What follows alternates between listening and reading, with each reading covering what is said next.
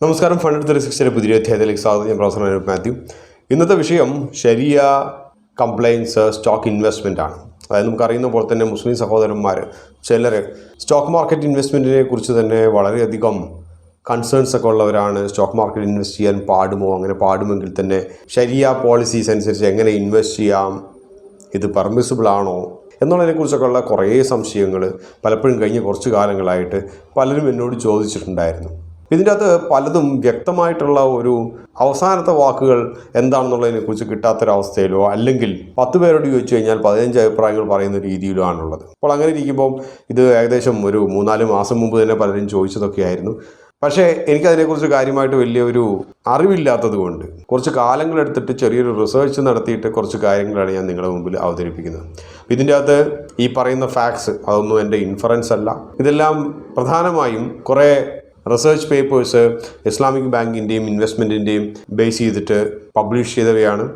ഇതുകൂടാതെ തക്വ advisory and ശരിയ ഇൻവെസ്റ്റ്മെൻറ്റ് സൊല്യൂഷൻസ് എന്ന് പറഞ്ഞിട്ട് തേസിസ് എന്ന് പറഞ്ഞിട്ടുള്ള ഒരു ഇൻവെസ്റ്റ്മെൻറ്റ് സപ്പോർട്ടിംഗ് കമ്പനി നമ്മുടെ NSE സപ്പോർട്ട് ചെയ്യുന്നതാണ്. ശരിയ ഇൻഡെക്സ് ഫോം ചെയ്യാനും അതിൻ്റെ മാനേജ്മെൻറ്റും ഒക്കെ ആയിട്ട്. അപ്പോൾ അവരുടെ കുറേ വൈറ്റ് പേപ്പേഴ്സ് ഇതിനെയൊക്കെ ബേസ് ചെയ്തിട്ടുള്ള കുറച്ച് കാര്യങ്ങളാണ് നമ്മൾ ഇന്നത്തെ ഇതിൻ്റെ അകത്ത് ഉൾപ്പെടുത്തിയിരിക്കുന്നത്. അപ്പോൾ ഇതിനകത്ത് മുസ്ലിം സഹോദരന്മാർക്ക് ഹലാലായിട്ടുള്ള പെർമിസിബിൾ ആയിട്ടുള്ള ഇൻവെസ്റ്റ്മെൻറ്റ്സ് എങ്ങനെ സ്റ്റോക്ക് മാർക്കറ്റിൽ നടത്താം എന്നുള്ളതിനെക്കുറിച്ച് മാത്രമാണ്. അപ്പോൾ ഇത് ശരിയ ഇൻവെസ്റ്റ്മെൻറ്റ് മുഴുവനായിട്ടൊന്നും കവർ ചെയ്യുന്നില്ല. അപ്പം സാധാരണ ഈ സ്റ്റോക്ക് മാർക്കറ്റ് എന്നുള്ള ഒരു ചെറിയൊരു ഏരിയ മാത്രമായിട്ട് നമ്മളിത് നിർത്തിയിരിക്കുകയാണ്. അപ്പോൾ ഇതിൻ്റെ അകത്ത് പ്രധാനമായിട്ടും നമ്മൾ ഡിസ്കസ് ചെയ്യുന്നതോ അല്ലെങ്കിൽ സംശയത്തിന് ഒരു സാധുതയായിട്ടുള്ള ഒരു ഉത്തരങ്ങൾ കണ്ടെത്തുന്നതോ പ്രധാനമായും ഒന്ന്, മുസ്ലിം സഹോദരന്മാർക്ക് ശരിയ നിയമങ്ങൾ അനുസരിച്ച് സ്റ്റോക്ക് മാർക്കറ്റ് ഇൻവെസ്റ്റ്മെൻറ്റ്സ് സാധ്യമാണോ അല്ലയോ. രണ്ടാമത്തെ കാര്യം, ഇൻട്രാഡേ ട്രേഡിങ് അനുവദനീയമാണോ അല്ലയോ. മൂന്നാമത്തത്, മ്യൂച്വൽ ഫണ്ട് ഇതിലുള്ള നിക്ഷേപം അനുവദനീയമാണോ അല്ലയോ. നാലാമത്തത്, ഫ്യൂച്ചേഴ്സ് ആൻഡ് ഓപ്ഷൻസ് അത് അനുവദനീയമാണോ അല്ലയോ. അഞ്ചാമത്തത്, NSE ഇൻട്രൊഡ്യൂസ് ചെയ്തിട്ടുള്ള ശരിയ ഇൻഡെക്സുകൾ ഇവയിലുള്ള നിക്ഷേപത്തിൻ്റെ സാധ്യതകളും. അപ്പോൾ ആദ്യം പറയുന്ന പോലെ തന്നെ ഇതിൻ്റെ അകത്ത് ഡാറ്റയുടെയൊക്കെ ഒരു സോഴ്സ് എന്ന് പറയുന്നത് ഞാനിത് പറയുന്ന പോലെ തന്നെ കുറേ റിസർച്ച് പേപ്പേഴ്സാണ്. അപ്പോൾ ഇത് പ്രധാനമായിട്ടും ഇസ്ലാമിക് ഇൻവെസ്റ്റ്മെൻറ്റ്സും ബാങ്കിങ്ങിനെയും കുറിച്ചൊക്കെ ഉള്ളതാണ്. പലയിടത്തുനിന്നായിട്ട് സോഴ്സ് ചെയ്താണ്. അതിൻ്റെ എല്ലാം റെഫറൻസ് ലിങ്ക്സും പേപ്പേഴ്സും ഒക്കെ ഡിസ്ക്രിപ്ഷൻ ബോക്സിൽ കൊടുക്കാൻ പറഞ്ഞിട്ടുണ്ട്. അപ്പം അതുകൂടാതെ ഉള്ളത് നമുക്ക് നേരത്തെ പറഞ്ഞ പോലെ തന്നെ തേസിസ് ആണ്. അപ്പം അത് ശരിയ അഡ്വൈസറി ഇൻസ്റ്റിറ്റ്യൂഷനാണ് ബേസിക്കലി. അപ്പോൾ അത് NSEക്ക് അഡ്വൈസറി കൊടുക്കുന്നതാണ്. ഇവ കൂടാതെ പ്രധാനപ്പെട്ട പേപ്പേഴ്സ് പബ്ലിഷ് ചെയ്തിട്ടുള്ളത് മുഫ്തി അബ്ദുൽ ഖാദിർ ബർക്കത്തുള്ള, മുഫ്തി ഖാലിദ് സൈഫുൽ റഹ്മാനി, ഡോക്ടർ ഹാഫിസ് മുഹമ്മദ്, ഇക്ബാൽ മസൂദ് അൽ നഖ്വി, അവസാനത്തെ ആൾ കിങ് ഫഹദ് യൂണിവേഴ്സിറ്റിയിലും ഒക്കെ ഇസ്ലാമിക് ബാങ്കിങ് ഇൻവെസ്റ്റ്മെൻറ്റ്സിൻ്റെ കൂടുതൽ കുറേ റിസർച്ചൊക്കെ ചെയ്തിട്ടുള്ളതാണ്. അപ്പം ഇതിനെയൊക്കെ ബേസ് ചെയ്തിട്ടുള്ള കുറച്ച് കൺക്ലൂഷൻസാണ് നമ്മൾ പറയുന്നത്. ആദ്യത്തെ ചോദ്യം, സ്റ്റോക്ക് മാർക്കറ്റ് ഇൻവെസ്റ്റ്മെൻറ്റ്സ് ഇത് ശരിയ പോളിസീസ് അനുസരിച്ച് അനുവദനീയമാണോ അല്ലയോ. അപ്പോൾ നമ്മൾ പല ലിറ്ററേച്ചേഴ്സും നമ്മൾ സെർച്ച് ചെയ്യുമ്പോൾ കണ്ടിട്ടുള്ളൊരു കാര്യം, ഇതിൻ്റെ അകത്ത് 2 തരത്തിലുള്ള അഭിപ്രായങ്ങളാണ്. ഒന്ന്, കുറച്ച് ഉലമാസ് അതായത് സ്കോളേഴ്സ് എന്ന് പറയുന്നത് സ്റ്റോക്ക് മാർക്കറ്റ് ഇൻവെസ്റ്റ്മെൻറ്റ് അനുവദനീയമല്ല. അതിൻ്റെ കാരണമെന്ന് വെച്ച് കഴിഞ്ഞാൽ സ്റ്റോക്ക് മാർക്കറ്റ് പ്രൈസസ് അതായത് ഇതിൻ്റെ വില നിലവാരം എന്ന് പറയുന്നത് അതിന് വ്യക്തമായിട്ടുള്ള ഒരു മാനദണ്ഡമില്ല. അതിൻ്റെ വില പലപ്പോഴും ഊഹക്കച്ചവടക്കാരാൽ നയിക്കുന്നതാണ്. അപ്പോൾ നാളെ എന്തുണ്ടാവും, മറ്റന്നാൾ എന്തുണ്ടാവും എന്നുള്ളതിനെക്കുറിച്ച് അവിടെ അനിശ്ചിതാവസ്ഥ നിലനിൽക്കുന്നു. അപ്പോൾ ഒരു റിസ്ക് എന്ന് പറയുന്നത് അതിൻ്റെ അകത്ത് വളരെയധികം ഇൻവോൾവ് ചെയ്തിട്ടുണ്ട്. അപ്പോൾ അനിശ്ചിതാവസ്ഥ നിലനിൽക്കുന്ന ഏതൊരു കമ്മോഡിറ്റിയും അത് ഹലാലായിട്ട് കണക്കാക്കപ്പെടുന്നില്ല. അതുകൊണ്ട് സ്റ്റോക്ക് മാർക്കറ്റ് ഇൻവെസ്റ്റ്മെൻറ്റ്സും ഹലാലല്ല എന്നുള്ളതാണ്. ഇതിൻ്റെ മറുപുറം പറയുന്നത് മെജോറിറ്റി സ്കോളേഴ്സ്, നിങ്ങൾ മനസ്സിലാക്കേണ്ടത് ഇതൊരു ഞാൻ ആദ്യം പറഞ്ഞൊരു മൈനോറിറ്റിയാണ്, ന്യൂനപക്ഷമായിട്ടുള്ള സ്കോളേഴ്സാണ്. പക്ഷേ ഇതിൻ്റെ അത് ബഹുഭൂരിപക്ഷം വരുന്ന ഉലമ കൗൺസിൽ ഇവരൊക്കെ പറയുന്നതെന്ന് വെച്ച് കഴിഞ്ഞാൽ ഇതിൻ്റെ അകത്ത് അങ്ങനെ നോക്കുകയാണെങ്കിൽ ഏതൊരു കച്ചവടം നടത്തുന്നതിൻ്റെ അകത്തും ഈ പറഞ്ഞ അനിശ്ചിതാവസ്ഥയുണ്ട്. ഉദാഹരണമായിട്ട് നിങ്ങളൊരു പഞ്ചസാര വ്യാപാരിയാണെങ്കിൽ നിങ്ങൾ നാളെ വാങ്ങിച്ച പഞ്ചസാര ഇന്ന് ഒരു 2 മെട്രിക് ടൺ വാങ്ങിച്ചു, അത് 40 രൂപ 1 കിലോയ്ക്ക് വെച്ചിട്ട് നാളെ അത് 40 രൂപയേക്കാളും കൂടിയ വിലയ്ക്ക് വിൽക്കാമെന്നുള്ളൊരു പ്രതീക്ഷയിലാണ് നിൽക്കുന്നത്. അതേസമയം ഇന്ന് രാത്രിക്ക് പഞ്ചസാരയുടെ വില 38 രൂപയിലേക്ക് കുറഞ്ഞു കഴിഞ്ഞാൽ നിങ്ങൾക്കത് 45 രൂപയ്ക്ക് വിൽക്കാൻ പറ്റുമോ? നിങ്ങളുടെ മാത്രം ഷോപ്പിൽ 45 രൂപയ്ക്ക് വാങ്ങിക്കാൻ ആരെങ്കിലും വരുമോ? ഇല്ല. അപ്പം ഈ ഒരു അനിശ്ചിതാവസ്ഥ ഏതൊരു കച്ചവടത്തിൽ നിലനിൽക്കുന്നുണ്ട്, അതുപോലെ തന്നെ സ്റ്റോക്ക് മാർക്കറ്റിൻ്റെ അകത്തുള്ളൂ. അപ്പോൾ അതുകൊണ്ട് ബഹുഭൂരിപക്ഷം വരുന്ന ഉലമാസും പറയുന്നത് നിങ്ങൾക്ക് സ്റ്റോക്ക് മാർക്കറ്റ് നിക്ഷേപങ്ങൾ ശരിയ പോളിസീസ് അനുസരിച്ച് അനുവദനീയമാണ് എന്നുള്ളതാണ്. അപ്പോൾ ബഹുഭൂരിപക്ഷത്തിൻ്റെ അഭിപ്രായങ്ങൾ മാനിക്കുന്നതിൽ തെറ്റില്ല. പക്ഷേ ഏതെല്ലാം സ്റ്റോക്കിലാണ് നിങ്ങൾ നിക്ഷേപിക്കേണ്ടത് എന്നുള്ളതിനെക്കുറിച്ചും വ്യക്തമായിട്ടുള്ള ഒരു ഗൈഡ് ലൈൻസ് ഉണ്ട്. അനുവദനീയമാണ്, പക്ഷേ അതേസമയം തോന്നുന്ന പോലെ എല്ലാത്തിൻ്റെ അകത്തും നിക്ഷേപിക്കരുത്. അപ്പോൾ ഇതിൻ്റെ അകത്ത് ഏതെല്ലാം സ്റ്റോക്കുകൾ നിക്ഷേപിക്കാം എന്ന് തീരുമാനിക്കുന്നത് ക്വാണ്ടിറ്റേറ്റീവും ക്വാളിറ്റേറ്റീവും ആയിട്ടുള്ള അനാലിസിൻ്റെ ബേസിലാണ്. അതായത് ഒന്ന് ബിസിനസ് അനാലിസിസ് ആണ്, അടുത്തത് ഫിനാൻഷ്യൽ അനാലിസിസ് ആണ്. അപ്പോൾ ഇതിൻ്റെ അകത്ത് ബിസിനസ് അനാലിസിസ് എന്ന് പറയുമ്പം ചില പെർമിസിബിൾ അല്ലാത്ത ഏരിയകളിൽ നിന്നും റവന്യൂ കണ്ടെത്തുന്ന വ്യവസായങ്ങളോ ബിസിനസ്സുകളോ നടത്തുന്ന കമ്പനികളിൽ നിക്ഷേപിക്കരുത് എന്നാണ് പറയുന്നത്. അവയിൽ ഒന്ന് എന്ന് പറയുന്നത് ചൂതുകളിയിൽ നിന്നും ഉള്ള റവന്യൂ, ഇപ്പോൾ നമ്മുടെ ഡെൽറ്റ കോർപ്പ് പോലെയോ ഒക്കെ ഉള്ള കമ്പനികൾ. രണ്ടാമത്തത് ആൽക്കഹോൾ ബിസിനസ്സിൽ നിന്ന് റവന്യൂ ഉണ്ടാക്കുന്നത്, യുണൈറ്റഡ് സ്പിരിറ്റ്സ് ഒക്കെ പോലത്തെ കമ്പനികൾ. അതായത് മദ്യം, പുകവലി, അതേപോലെ തന്നെ പോർക്ക് ബിസിനസ്സുകളിൽ നിന്ന് റവന്യൂ കണ്ടെത്തുന്നത്. പിന്നെ പ്രധാന വരുമാനം പലിശയിൽ നിന്നുള്ളത്, അതായത് ബാങ്കിങ്, NBFC അങ്ങനെയൊക്കെ ഉള്ളത്. സ്റ്റോക്ക് മാർക്കറ്റിൽ നിന്നും റവന്യൂ കണ്ടെത്തുന്ന കമ്പനികൾ, അതായത് ബ്രോക്കിംഗ് ഫേംസ് ഒക്കെ പോലെയുള്ളത്. പിന്നെയുള്ളത് ഹോട്ടൽസ് ആൻഡ് റെസ്റ്റോറൻറ്റ്സ് ആണ്, അതായത് നോൺ ഹലാൽ ഫുഡ് സെർവ് ചെയ്തിട്ട് റവന്യൂ ഉണ്ടാക്കുന്ന ഹോട്ടൽസ് ആൻഡ് റെസ്റ്റോറൻറ്റ്സ്. പിന്നെ ആ ലിസ്റ്റിൻ്റെ അകത്ത് നാർക്കോട്ടിക് സെയിൽസൊക്കെ വരുന്നുണ്ട്. എന്തായാലും നമ്മൾ ഇന്ത്യയെ സംബന്ധിച്ച് നാർക്കോട്ടിക് ബിസിനസ് നടത്തുന്ന കമ്പനികളൊന്നും ലിസ്റ്റ് ചെയ്യുന്നില്ല. അപ്പോൾ അതുകൊണ്ട് അങ്ങനെയൊക്കെയുള്ള കുറച്ച് ഏരിയാസൊക്കെ ഞാൻ വിടുകയാണ്. അപ്പം ഇതാണ് ബിസിനസ് അനാലിസിസ്. ഈ പറഞ്ഞ ബിസിനസ് ഏരിയയിൽ നിന്നും റവന്യൂ ജനറേറ്റ് ചെയ്യുന്ന കമ്പനികൾ മാത്രമേ നിക്ഷേപയോഗ്യമായിട്ടുള്ളൂ ശരിയ പോളിസി അനുസരിച്ച്. ഇവയിൽ തന്നെ മറ്റൊരു കാര്യം നിർവചിക്കപ്പെട്ടിട്ടുണ്ട്. അതായത് ഇവയിൽ തന്നെ ചെറിയൊരു എക്സെപ്ഷൻ, ഒഴിവാക്കപ്പെട്ട കുറച്ച് കാര്യങ്ങളുണ്ട്. അതായത് ഈ പറഞ്ഞ സംഭവങ്ങളൊക്കെ റവന്യൂ ഒക്കെ ഒരു 5% താഴെ മാത്രമാണ് ഉള്ളതെങ്കിൽ, ഉദാഹരണമായിട്ട് പറയുകയാണെങ്കിൽ ഒരു കമ്പനി അത് മൊത്തം ബീവറേജ് കമ്പനിയാണെന്നിരിക്കട്ടെ. ഉദാഹരണമായിട്ട് ഇപ്പം ഏതെങ്കിലും XYZ എന്ന് പറയുന്നൊരു ബീവറേജ് കമ്പനി, അവർ സോഡ ഉണ്ടാക്കുന്നുണ്ട്, സോഫ്റ്റ് ഡ്രിങ്ക്സ് ഉണ്ടാക്കുന്നുണ്ട്. ഇവ കൂടാതെ ഇവർ ആൽക്കഹോൾ ബീവറേജും ഉണ്ടാക്കുന്നതിരിക്കട്ടെ.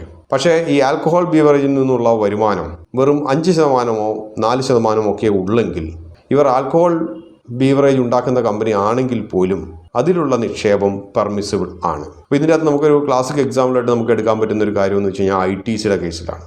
ITCയുടെ മെയിൻ ബിസിനസ് എന്ന് പറയുന്നത് നമ്മൾ എടുത്ത് നോക്കിക്കഴിഞ്ഞാൽ FMCG എന്ന് കാണാം. പക്ഷേ നമുക്ക് മനസ്സിലാക്കേണ്ട കാര്യം ITCയുടെ 40% റവന്യൂ വരുന്നത് ടൊബാക്കോ ബിസിനസ് നിന്നാണ്, പുകയില ബിസിനസ്സിൽ നിന്നാണ്. അപ്പം ITC ഇന്നത്തെ രീതിയിൽ അത് അനുവദനീയമായിട്ടുള്ള നിക്ഷേപത്തിന് പറ്റിയ സ്റ്റോക്കല്ല.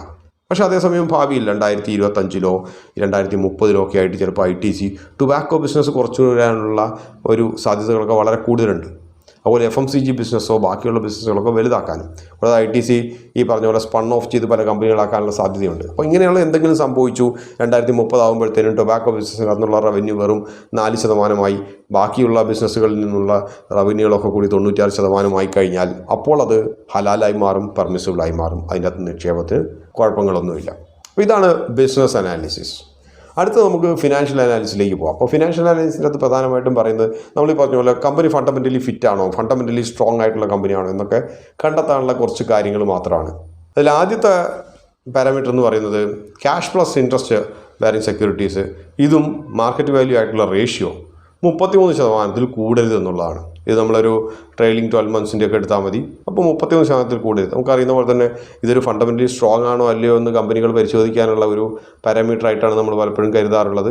അതേ ഇത് തന്നെ ഇവിടെ ആപ്ലിക്കബിൾ ആണ്.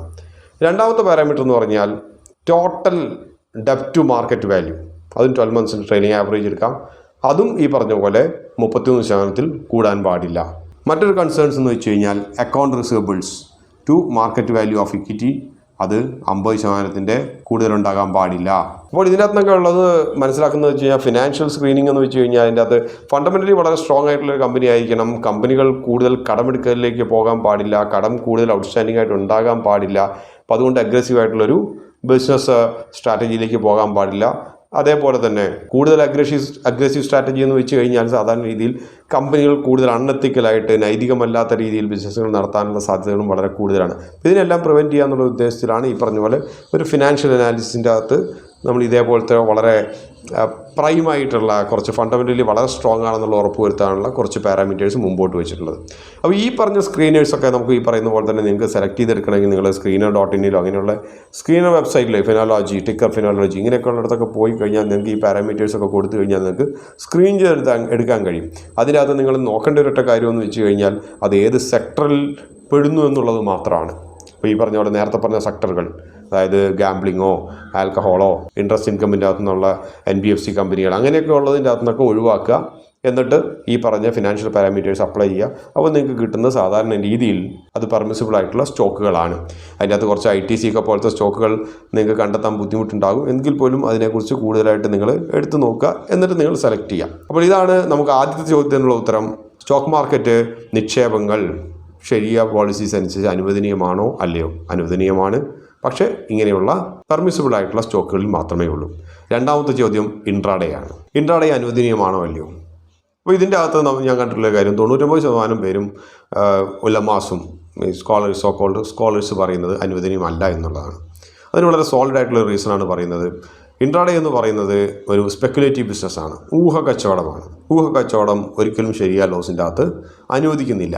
നമുക്കറിയുന്ന പോലെ തന്നെ എന്തുകൊണ്ടാണ് നമ്മൾ ചൂതുകളി നടത്തുന്ന കമ്പനികൾ ഒഴിവാക്കിയെന്ന് വെച്ച് കഴിഞ്ഞാൽ അതിൻ്റെ അകത്തുനിന്നുള്ള റവന്യൂ വരുന്നത് ഊഹക്കച്ചവടത്തിൽ നിന്നാണ്. അപ്പം അതേപോലെ തന്നെയാണ് ഇൻട്രാഡേയുടെ കാര്യവും. അത് ഊഹക്കച്ചവടമാണ്. നമുക്കറിയുന്ന പോലെ തന്നെ ഇൻട്രാഡേ ഇൻകമും നമ്മൾ ഈ പറഞ്ഞ പോലെ ഇക്വിറ്റിനകത്തുള്ള ഇൻട്രാഡേ ഇൻകമും നമ്മൾ ക്ലാസിഫൈ ചെയ്തിരിക്കുന്നത് ഇന്ത്യൻ ടാക്സേഷൻ അനുസരിച്ച് ക്ലാസിഫൈ ചെയ്യുന്നത് അത് സ്പെക്കുലേറ്റീവ് ഇൻകം ആയിട്ടുള്ളതാണ്.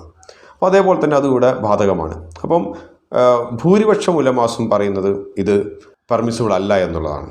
പക്ഷേ അതേസമയം ഒരു ന്യൂനപക്ഷം പറയുന്ന ഒരു റീസൺ ഇൻട്രാഡേ പെർമിസിബിൾ ആണ് എന്ന് പറയുന്നതിൻ്റെ കാരണം എന്ന് വെച്ച് കഴിഞ്ഞാൽ ഇൻട്രാഡേ നമുക്ക് ഡെലിവറി എടുക്കുന്നതായിട്ട് തന്നെ കരുതാമെന്നുള്ളതാണ്. നമ്മൾ കാലത്ത് നമ്മൾ വാങ്ങിച്ചു, ഡെലിവറി എടുത്തു, നമ്മൾ ഉച്ചയ്ക്ക് സെല്ല് ചെയ്തു. അപ്പോൾ കാലത്ത് നമ്മൾ വാങ്ങിക്കുമ്പം ഒരാൾ നമുക്ക് ഒരു വാഗ്ദാനമാണ് നൽകുന്നത്. ഞാൻ നിങ്ങൾക്ക് വാങ്ങിച്ചതിന് നിങ്ങൾക്ക് നൽകിക്കോളാം.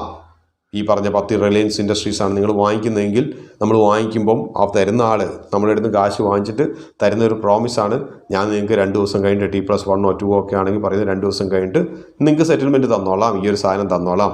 അതിനെ വിശ്വസിച്ച് നമ്മൾ വാങ്ങിക്കുന്നു. അത് കഴിഞ്ഞിട്ട് നമ്മൾ കുറച്ച് മണിക്കൂറുകൾക്ക് ശേഷമോ മിനിറ്റുകൾക്ക് ശേഷമൊക്കെ നമ്മളത് വിൽക്കുന്നു. നമ്മൾ മറ്റൊരാൾക്ക് നമ്മൾ വാഗ്ദാനം നൽകുന്നു, ഞാൻ 2 ദിവസം കഴിഞ്ഞിട്ട് തന്നോളാം. അപ്പം ഇതിൻ്റെ അകത്തൊരു അനിശ്ചിതാവസ്ഥ ഉണ്ട് എന്നുള്ളത് കൊണ്ടാണ് ആദ്യം പറഞ്ഞ ഉലമാസൊക്കെ ഇത് ഒരിക്കലും ആക്സെപ്റ്റ് ചെയ്യാത്തത്. പക്ഷേ ഈ രണ്ടാമത് പറഞ്ഞ ഒരു ക്ലാസ് ഓഫ് സ്കോളേഴ്സ് പറയുന്നതിൻ്റെ ഒരു കാര്യമെന്ന് വെച്ച് കഴിഞ്ഞാൽ ഇത് നിങ്ങൾ ക്യാഷിൽ വാങ്ങിക്കുകയാണെങ്കിൽ, നിങ്ങൾ മാർജിൻ അവൈൽ ചെയ്യാതെ ഇൻട്രാഡേ നിങ്ങൾ ക്യാഷിൽ വാങ്ങിച്ചിട്ട് ചെയ്യുകയാണെങ്കിൽ ഇതിന് ഈ പറഞ്ഞതുപോലെ നിങ്ങൾ കടം വാങ്ങിച്ച് ട്രേഡ് ചെയ്തു എന്നുള്ള ഒരു ക്ലാസ്സിൽ വരുന്നില്ല. അതുകൊണ്ട് ഇത് പെർമിസിബിൾ ആണ് എന്നുള്ളതാണ്. അപ്പോൾ ഇതിന് ഒരു റിപ്ലൈ ആയിട്ട് മറ്റേ ക്ലാസ് ഓഫ് പീപ്പിൾ പറയുന്നത് എന്തായാലും അവിടെ ഒരു അൺസർട്ടനിറ്റി ഉണ്ട്. അൺസർട്ടനിറ്റി എന്ന് പറയുന്നത് ഇൻട്രാഡേയിൽ നിങ്ങൾ ക്യാഷിൻ്റെ അകത്ത് ബൈ ചെയ്തിട്ട് നിങ്ങൾ സെല് ചെയ്യുമ്പോൾ അൺസർട്ടനിറ്റി എന്താണുള്ളത്? ആ അൺസർട്ടനിറ്റി എന്ന് പറയുന്നത് ഷോർട്ട് ഡെലിവറിയാണ്. 2 ദിവസം കഴിഞ്ഞിട്ട് നിങ്ങൾക്ക് തരേണ്ട ആൾ തന്നില്ലെങ്കിൽ എന്താകും? നിങ്ങളും ഷോർട്ട് ഡെലിവേർഡ് ആവും. അപ്പോൾ ഈ കാര്യങ്ങൾ ഇങ്ങനത്തെ അനിശ്ചിതാവസ്ഥ ഉള്ളത് കൊണ്ട് ഒരു തരത്തിലും ഇൻട്രാഡേ എന്ന് പറയുന്നത് നിങ്ങൾ ക്യാഷിൽ എടുത്തിട്ട് ചെയ്യുകയാണെങ്കിലും നിങ്ങൾ ഇൻട്രാഡേ മാർജിൻ എടുത്തിട്ട് ചെയ്യുകയാണെങ്കിലും രണ്ടും അനുവദനീയമല്ല എന്നുള്ളതാണ് പറയുന്നത്. അപ്പോൾ നിങ്ങൾ നിങ്ങളുടെ ഒരു തീരുമാനങ്ങൾ സ്വന്തമായിട്ട് എടുക്കുക, നിങ്ങൾ ആലോചിച്ചിട്ട് ഏതാണ് അനുവദനീയമായിട്ടുള്ളതെന്ന്. പക്ഷേ കൂടുതൽ ഉലമാസും സബ്സ്റ്റാൻഷിയേറ്റ് ചെയ്യുന്ന ഒരു റീസൺ എന്ന് വെച്ച് കഴിഞ്ഞാൽ അനുവദനീയമല്ല എന്നുള്ളതാണ്. അടുത്തതായിട്ട് നമ്മൾ FnOയുടെ കാര്യമാണ്, ഫ്യൂച്ചേഴ്സ് ആൻഡ് ഓപ്ഷൻസ്. അത് അനുവദനീയമാണോ അല്ലയോ എന്നുള്ളതാണ്. അതിനകത്തും ഇൻട്രാഡേ പോലെ തന്നെ 99% ഉലമാസും പറയുന്നത് അനുവദനീയമല്ല എന്നുള്ളതാണ്. അതിൻ്റെ പ്രധാനപ്പെട്ട കാരണമെന്ന് വെച്ച് കഴിഞ്ഞാൽ ഇതിന് അണ്ടർലൈങ് അസറ്റ് ഇല്ല. ഇതിൻ്റെ അടിയിലുള്ള ആസ്തി എന്താണെന്നുള്ളത് അതിൻ്റെ അകത്തില്ല. പ്രത്യേകിച്ച് ഇതിൻ്റെ അകത്ത് ഞാൻ FnO എന്ന് പറഞ്ഞതിൻ്റെ അകത്ത് ചെറിയൊരു തിരുത്തുണ്ട്. FnO അല്ല, അതിൻ്റെ അകത്ത് O മാത്രമേ ഉള്ളൂ. ഓപ്ഷൻസിൻ്റെ കാര്യം മാത്രമാണ് പ്രധാനമായിട്ടും പറയുന്നത്. പക്ഷേ ഫ്യൂച്ചേഴ്സിൻ്റെ കാര്യം വരുമ്പം പറയുന്നൊരു കാര്യം, ഇത് നമുക്കൊരു ഡിലേഡ് ഡെലിവറി ആയിട്ട് കണക്കാക്കാമെന്നുള്ളതാണ്. അതായത് വൈകി വരുന്ന ഡെലിവറി ആയിട്ട് കണക്കാക്കാമെന്നുള്ളതാണ്. ആ ഒരു വാഗ്ദാനം നമുക്ക് മുമ്പോട്ടെടുക്കാം. പക്ഷേ അതേസമയം തന്നെ ഫ്യൂച്ചേഴ്സിൻ്റെ അകത്താകുമ്പം നമ്മൾ നേരത്തെ ഇൻട്രാഡേയിൽ ചെയ്ത ക്യാഷിൽ ചെയ്യുമ്പോഴുള്ള ഷോർട്ട് ഡെലിവറിയുടെ റിസ്ക് വരുന്നുമില്ല. അപ്പോൾ റിസ്ക് എന്ന് പറയുന്ന എലമെൻ്റ് ഇല്ല. പക്ഷേ ആകെയുള്ളൊരു കാര്യം, നമ്മൾ ഒരാളുമായിട്ട് വാഗ്ദാനത്തിൽ ഏർപ്പെടുകയാണ്. അതായത് മാസത്തിൻ്റെ അവസാനത്തെ വ്യാഴാഴ്ച ഞാൻ നിങ്ങളുടെ കയ്യിൽ നിന്നും ഇത്ര എണ്ണം ഷെയർസ് വാങ്ങിച്ചോളാം ഈ വിലയ്ക്ക്. അപ്പോൾ ഇങ്ങനത്തെ ഒരു കോൺട്രാക്റ്റിൻ്റെ അകത്ത് ഏർപ്പെടുന്നതിൽ തെറ്റില്ല എന്നാണ് പറയുന്നത്. അപ്പോൾ ഫ്യൂച്ചേഴ്സ് അനുവദനീയമാണ്. പക്ഷേ ഓപ്ഷൻസ്, അണ്ടർലൈങ് അസറ്റ് ഒന്നുമില്ല. നിങ്ങൾ ട്രേഡ് ചെയ്യുന്നത് അവിടെ കോൺട്രാക്റ്റുകൾ മാത്രമാണ്. കോൺട്രാക്റ്റുകൾ മാത്രം, അണ്ടർലൈങ് അസറ്റ് ഒന്നുമില്ലാതെ ട്രേഡ് ചെയ്യുന്നത് അനുവദനീയമേ അല്ല. അതിൻ്റെ അകത്ത് വളരെയധികം സ്പെക്കുലേഷൻ ഇൻവോൾവ് ആയിട്ടുണ്ട്. അതായത് ഊഹത്തിൻ്റെ എലമെൻറ്റ്സ് വളരെ കൂടുതലുണ്ട്, ചൂതാട്ടം പോലെ തന്നെയാണ്. അപ്പം മിക്ക സ്കോളേഴ്സും മിക്ക റിസർച്ച് പേപ്പേഴ്സും ഞാൻ നോക്കിക്കപ്പോൾ കണ്ടിട്ടുള്ളൊരു കോമൺ ആയിട്ടുള്ളൊരു വേർഡാണ് അതിൻ്റെ അകത്ത് പറയുന്നത്, അതായത് ഖറാർ എന്നാണ്. അതിൻ്റെ പ്രൊനൗൺസിയേഷൻ ഇങ്ങനെ അല്ലെങ്കിൽ ദയവായിട്ട് ക്ഷമിച്ചേക്കുക. കറക്റ്റ് പ്രൊനൗൺസിയേഷൻ അറിയുന്നവർ മലയാളത്തിലോ വല്ലതും അതിൻ്റെ കമൻറ്റ് ബോക്സിൽ ടൈപ്പ് ചെയ്ത് കഴിഞ്ഞാൽ അത് എല്ലാവർക്കും സൗകര്യമായിരിക്കും. എന്തായാലും ഞാനത് ഇംഗ്ലീഷിൽ എഴുതിയത് വായിച്ചത് ഇങ്ങനെയാണ്, ഖറാർ എന്നാണ്. അപ്പോൾ ഖറാർ എന്ന് പറയുന്ന ഒരു അറബിക് വേർഡാണ്. അപ്പോൾ അറബിക് വേർഡിൻ്റെ മീനിങ് എന്ന് പറയുന്നത് അൺസർട്ടനിറ്റി അല്ലെങ്കിൽ ഡിസെപ്ഷൻ, അതായത് തെറ്റിദ്ധാരണ ഉണ്ടാക്കുന്ന ഒരു കാര്യം, കൂടാതെ റിസ്ക്, അതായത് ഒരു അനിശ്ചിതാവസ്ഥ എന്നുള്ള രീതിയിലാണ്. അപ്പോൾ FnOയ്ക്കകത്ത് ഈ O എന്ന് പറയുന്ന ഓപ്ഷൻസ് എന്ന് പറയുന്നത് ഇതിൻ്റെ അകത്ത് പ്രധാനമായും ബ്രാൻഡ് ചെയ്യുന്നത് ഖറാറായിട്ടാണ്. അപ്പം ഖറാർ ഇൻവോൾവ് ആയിട്ടുള്ളത് ഒന്നും അനുവദനീയമല്ല എന്നുള്ള ഒരു രീതിയിലാണ് മുമ്പോട്ട് പോകുന്നത്. അതായത് നിങ്ങൾക്ക് അതുവരെ ഇല്ലാത്ത ഒരു സാധനം കച്ചവടം നടത്താൻ കഴിയുകയില്ല.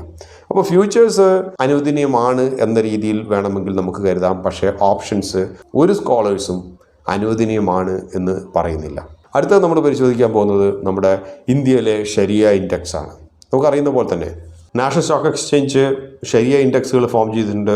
നിഫ്റ്റി 50 ഷരിയ ഇൻഡെക്സ് ഉണ്ട്, നിഫ്റ്റി 500 ഷരിയ ഇൻഡെക്സ് ഉണ്ട്, നിഫ്റ്റി 25 ഉണ്ട്. അപ്പോൾ ഇതിൻ്റെ പ്രധാനമായിട്ടും മെയിൻ്റനൻസ് ഒക്കെ നടത്തുന്നത് ഞാൻ നേരത്തെ പറഞ്ഞ പോലെ തന്നെ ഐസാണ്. ഈ പറഞ്ഞ എല്ലാ ഷരിയ ഇൻഡെക്സും ലിക്വിഡാണ്, ഇൻവെസ്റ്റബിൾ ആണ്. ഇത് എല്ലാം 100% മിഡിൽ ഈസ്റ്റ് രാജ്യങ്ങളുമായിട്ട് ഉള്ള ഷരിയ കംപ്ലൈൻസ് ഫോം ചെയ്തിട്ടുള്ളതാണ്. കൂടാതെ ഇത് കാലാകാലങ്ങളായിട്ട് പ്രത്യേകിച്ച് ബിസിനസ് മോഡൽസ് നോക്കിയിട്ടും ബിസിനസ് ഏരിയ നോക്കിയിട്ടും അതേപോലെ തന്നെ ഫിനാൻഷ്യൽ നമ്പേഴ്സ് നോക്കിയും കാലാനുസൃതമായിട്ട് ഇത് മെയിൻറ്റെയിൻ ചെയ്യുന്നുണ്ട്. ഉദാഹരണമായിട്ട് ഇപ്പം ഒരു കമ്പനി ഇന്നത് ബിസിനസ് നടത്തുന്നത് സോഫ്റ്റ് ഡ്രിങ്ക്സിലാണ്, നാളെ മുതൽ അത് ആൽക്കഹോൾ ബിസിനസ്സിലേക്ക് ഇറങ്ങിക്കഴിഞ്ഞാൽ അതിനെ ഷരിയ ഇൻഡെക്സിൽ നിന്നും എടുത്തു കളയും. ഇതേപോലെയുള്ള മെയിൻ്റെനൻസ് നടത്തുന്നുണ്ട്. അപ്പോൾ ഈ പറഞ്ഞ എല്ലാത്തിൻ്റെ അഡ്വൈസറിയും ഇൻപുട്സും ഒക്കെ കൊടുക്കുന്നത് ടാക്സിസ് ആണ്. അപ്പോൾ പെർമിസിബിൾ ആയിട്ടുള്ള രീതിയിൽ, ഹലാലായിട്ടുള്ള രീതിയിൽ ഇൻവെസ്റ്റ് ചെയ്യണമെന്ന് ആഗ്രഹിക്കുന്ന മുസ്ലിം സഹോദരന്മാർക്കുള്ള ഒരു വഴിയാണ് ഷരിയ ഇൻഡെക്സ് ഇന്ത്യയിൽ തന്നെ. അപ്പോൾ നിങ്ങളൊരു ആക്റ്റീവ് ഇൻവെസ്റ്റർ ആണെങ്കിൽ എന്തുകൊണ്ടും നിങ്ങൾക്ക് ഷരിയ ഇത് വെച്ച് സ്ക്രീൻ ചെയ്ത് ഈ പാരാമീറ്റേഴ്സൊക്കെ വെച്ച് സ്ക്രീൻ ചെയ്തിട്ടൊരു ലിസ്റ്റ് ഓഫ് സ്റ്റോക്സ് ഉണ്ടാക്കുക, അതിൻ്റെ മുകളിൽ നിങ്ങൾ ഇൻവെസ്റ്റ് ചെയ്തുകൊണ്ടേ പോവുക. ഇപ്പോൾ അതല്ല നിങ്ങൾക്ക് ഇൻഡെക്സിൻ്റെ അകത്ത് ഇൻവെസ്റ്റ് ചെയ്യണമെന്നുണ്ടെങ്കിൽ ഷരിയ ഇൻഡെക്സിൻ്റെ അകത്ത് ഇൻവെസ്റ്റ് ചെയ്യാമെന്നാണ് NSE പറയുന്നത്. അപ്പോൾ ഇതിൻ്റെ അകത്ത് നമ്മൾ വിട്ടുപോയ ഒരു കാര്യം എന്ന് വെച്ച് കഴിഞ്ഞാൽ മ്യൂച്വൽ ഫണ്ട്സാണ്. മ്യൂച്വൽ ഫണ്ട്സിനെ കുറിച്ചും വളരെയധികം പേര് ചോദിച്ചിട്ടുണ്ടായിരുന്നു. നിങ്ങൾക്ക് അറിയുന്ന പോലെ തന്നെ ചില കമ്പനികളൊക്കെ ഷരിയ മ്യൂച്വൽ ഫണ്ട്സൊക്കെ എത്തിക്കൽ ഫണ്ട്സ് എന്നൊക്കെ പറഞ്ഞിട്ടൊക്കെ ഇൻട്രൊഡ്യൂസ് ചെയ്തിട്ടുണ്ട്. അങ്ങനെയുള്ള കാര്യങ്ങൾ അത് എന്തായാലും ഈ പറഞ്ഞ പോലെ എത്തിക്കലി പെർമിസിബിൾ ആയിട്ടുള്ളതാണ്. ഇത് കൂടാതെ മറ്റ് ബാക്കിയുള്ള മ്യൂച്വൽ ഫണ്ട്സുകൾ അവ പെർമിസിബിൾ ആണോ അല്ലയോ എന്നുള്ളതാണ് ചോദ്യം. നമുക്കറിയുന്ന പോലെ തന്നെ മ്യൂച്വൽ ഫണ്ട് മാനേജർ എന്ത് വാങ്ങണം വാങ്ങണ്ട എന്ന് പറയാൻ ഇൻവെസ്റ്റർ ആയിട്ടുള്ള നമുക്ക് അധികാരമില്ല. മ്യൂച്വൽ ഫണ്ട് മാനേജർ പോയിട്ട് ഇപ്പം ITC വാങ്ങിക്കുകയോ, മ്യൂച്വൽ ഫണ്ട് മാനേജർ പോയിട്ട് ഡെൽറ്റ കോർപ്പ് വാങ്ങിക്കുകയോ, മ്യൂച്വൽ ഫണ്ട് മാനേജർ പോയിട്ട് യുണൈറ്റഡ് സ്പിരിറ്റ്സോ വാങ്ങിച്ചു കഴിഞ്ഞാൽ നമുക്കിവിടെ ഇരുന്നിട്ട് ഒരു 1000 രൂപയോ 2000 രൂപയോ ഇട്ട് കഴിഞ്ഞാൽ നമുക്ക് കത്തെഴുതാൻ പറ്റില്ല. അത് വാങ്ങിക്കാൻ പാടില്ല, ഇതിൻ്റെ അകത്ത് വാങ്ങിക്കുകയാണെങ്കിൽ ഞാൻ അതിൻ്റെ അകത്ത് പൈസ ഇട്ടില്ല എന്നൊന്നും പറയാൻ പറ്റില്ല. അപ്പോൾ അവരെന്ത് വാങ്ങിക്കുന്നു എന്നുള്ളത് ഫണ്ട് മാനേജറുടെ ഡിസ്ക്രിപ്ഷൻ മാത്രമാണ്. അപ്പോൾ മ്യൂച്വൽ ഫണ്ട് ഇൻവെസ്റ്റ്മെൻറ്റ്സ് സാധാരണ രീതിയിൽ അനുവദനീയമായി കണക്കാക്കാൻ കഴിയില്ല. എന്തുകൊണ്ടെന്നാൽ അണ്ടർലൈയിങ് ആയിട്ടുള്ള സ്റ്റോക്സ് മ്യൂച്വൽ ഫണ്ട് പോർട്ട്ഫോളിയോയിലുള്ളത് എന്താണെന്നുള്ളത് നമുക്കറിയില്ല എന്നുള്ളതല്ല, നമുക്കറിയാം. പക്ഷേ അത് ഫണ്ട് മാനേജർ എന്ത് വാങ്ങിക്കണമെന്ന് തീരുമാനിക്കുന്നത് നമ്മളല്ല. അപ്പോൾ അതുകൊണ്ട് മ്യൂച്വൽ ഫണ്ട്സ്, എത്തിക്കൽ ഫണ്ട്സ് എന്നൊക്കെ പറഞ്ഞിട്ടോ ഷരിയ ഫണ്ട്സ് എന്നൊക്കെ പറഞ്ഞ് ഫ്ലോട്ട് ചെയ്യാത്തടത്തോളം കാലം മറ്റുള്ള എല്ലാ ഫണ്ടുകളും നമുക്ക് അനുവദനീയമായിട്ട് കണക്ക് കൂട്ടാൻ കഴിയില്ല. മറ്റു ചില ഡെപ്റ്റ് ഫണ്ട്സൊക്കെ ഉണ്ട്, ബോൺസും ഇതൊക്കെ ഉണ്ട്, അതിനൊന്നും കുഴപ്പമില്ല. പക്ഷേ സാധാരണ രീതിയിൽ ഇക്വിറ്റി ലിങ്ക്ഡ് ആയിട്ടുള്ള മ്യൂച്വൽ ഫണ്ട്സ് അത് നമുക്ക് അനുവദനീയമായി കണക്കാക്കാൻ കഴിയില്ല. അപ്പോൾ ഇതൊക്കെയാണ് ഇതിനെക്കുറിച്ച് പറയാനുള്ളത്. കുറേ പേര് കുറേ സംശയങ്ങളൊക്കെ ചോദിച്ചുകൊണ്ടാണ് കുറച്ചധികം സമയമെടുത്ത് റിസർച്ചും ചെയ്തിട്ട് ഈ ഒരു ടോപ്പിക്ക് നിങ്ങളുടെ മുന്നിൽ അവതരിപ്പിച്ചത്. കുറേ സംശയങ്ങളൊക്കെ മാറിക്കാണുമെന്ന് കരുതുന്നു. എങ്കിൽ പോലും നിങ്ങൾക്ക് മറ്റെന്തെങ്കിലുമൊക്കെ ഒരു കൺസേൺസോ തെറ്റുകളോ ഒക്കെ നിങ്ങൾ എന്തെങ്കിലുമൊക്കെ കണ്ടുപിടിച്ചിട്ടുണ്ടെങ്കിൽ കമൻറ്റ് ബോക്സിൽ ദയവായി രേഖപ്പെടുത്തുക. എനിക്കും നിങ്ങൾക്കും നമ്മൾ പഠിക്കാനുള്ള ഒരു ഓപ്ഷനായിരിക്കും അത്. എന്തായാലും ഈ ഒരു വീഡിയോയുടെ കമൻസൊക്കെ ഞാൻ എന്തായാലും വായിക്കും. സാധാരണ പലപ്പോഴും ഞാൻ വായിക്കുന്നതൊക്കെ കുറച്ച് കുറവാണ്. എങ്കിൽ പോലും ഈ ഒരു വീഡിയോയുടെ കമൻസ് ഞാൻ കാര്യമായിട്ട് വായിക്കുന്നത് തന്നെയാണ്. അപ്പോൾ എന്തെങ്കിലും കുറ്റങ്ങളൊക്കെ ഉണ്ടെങ്കിൽ നിങ്ങളത് ദയവായിട്ട് കമൻറ്റ് ബോക്സിൽ രേഖപ്പെടുത്തുക. മറ്റുള്ളവർക്കും അത് അറിയാൻ വേണ്ടിയിട്ട് അത് സഹായകരമാകും. അപ്പോൾ ഇതോടുകൂടി ഈ ഒരു അധ്യായം അവസാനിക്കുകയാണ്. മറ്റൊരു അധ്യായത്തിൽ നമുക്ക് വീണ്ടും കാണാം. അതുവരെ നന്ദി, നമസ്കാരം.